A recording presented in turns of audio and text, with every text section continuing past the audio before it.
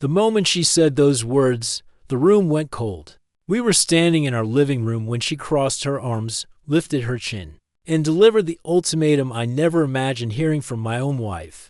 You have two choices. Either you watch me sleep with my ex, or you stay out of my way while I do it anyway. She said it as casually as someone choosing a restaurant. For a few seconds, I just stared at her, trying to understand how the woman I married had turned into a stranger capable of such cruelty. She was testing me, pushing the limits of my patience, convinced I was too soft, too forgiving, too blinded by love to leave. She didn't realize she was standing in front of a man who had already endured countless lies, excuses, and late-night friend outings. This time, her arrogance crossed a line even she couldn't walk back from. She smirked as if she had delivered some clever checkmate, fully expecting me to break down, beg, plead, or collapse emotionally. She wanted to hurt me. That much was obvious. She wanted to prove her power. But something inside me snapped, not in anger, but in clarity. The fog of denial lifted, and the truth hit me like a punch.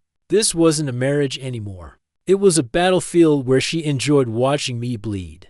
I breathed slowly, letting her words settle, watching the confidence in her eyes grow as she waited for my reaction. She thought she had one. She thought I would fold like every other time she pushed boundaries. But instead of fear or sadness, a calm, sharp focus settled over me. The kind people feel right before making a life-changing decision. She was ready to walk out the door, all dressed up, makeup flawless, hairstyled for someone who wasn't me. She tapped her foot, impatient and smug. "So," she said, "what's it going to be?" The arrogance in her voice was almost laughable. She expected a broken man.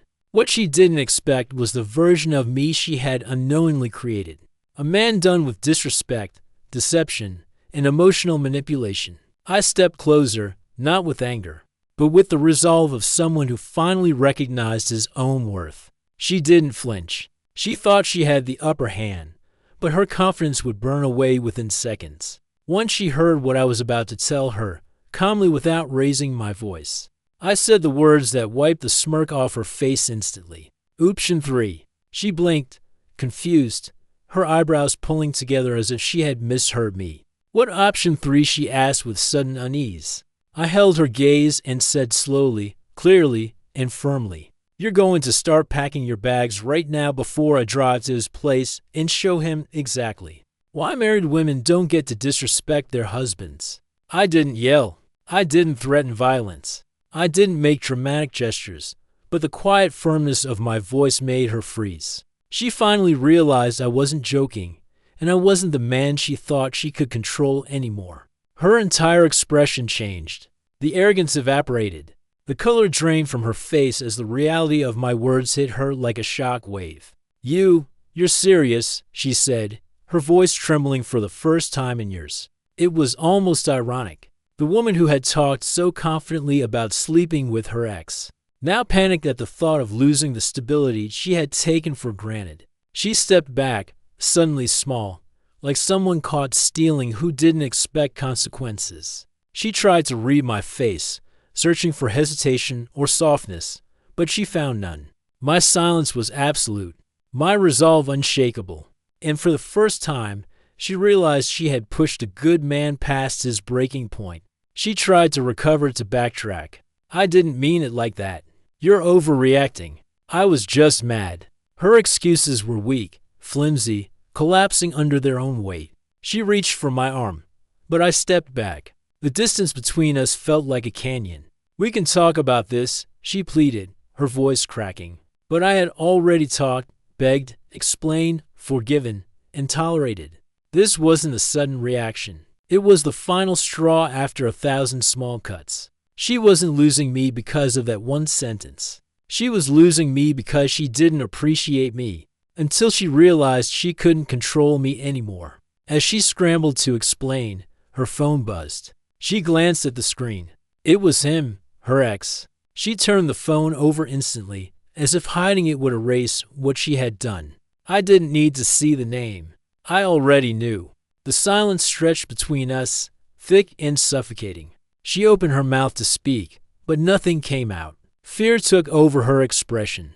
Fear of losing comfort, security, the man who had always chosen her, even when she didn't deserve it. She stuttered weakly, "Let's just calm down." But calm wasn't going to save her anymore. Calm was what she had abused for years. I walked to the closet, pulled out her suitcase, set it on the bed, and unzipped it without saying a single word. The sound of the zipper echoed through the room like a final verdict. She rushed forward, shaking, grabbing my arm. "Please don't do this." I wasn't going to actually go, but I finally looked her in the eyes. Really looked and said the truth neither of us could ignore. "You were willing to let me believe you would." She froze. Those words hit harder than any argument. Her tears started slow at first, then uncontrollable. But sympathy wasn't coming this time. She tried one last time, desperate and broken. "We can fix this. I'll block him. I'll do anything." But her sudden remorse wasn't love. It was panic. She wasn't afraid of losing me. She was afraid of losing the life I provided, the comfort she enjoyed, the certainty she abused. I shook my head. "No," I said softly but firmly. "You made your choice. Now I'm making mine." And for the first time since the day we married, she realized her actions had real consequences. She realized I wasn't a man she could humiliate and still keep. As she packed her things, trembling and crying, I watched in silence. Not with anger, not with pride, but with relief. Relief that I had finally chosen myself. Relief that I had walked away before her disrespect turned me into someone I didn't want to be. When she finally closed the suitcase and looked at me devastated, she said the words she should have said years earlier. "I didn't think you'd ever leave." I nodded slowly. "That was your mistake," I replied. And the look on her face, the shock, the fear, the regret was unforgettable. It was the moment she realized she had lost the one person who had truly loved her, and she had no one to blame but herself.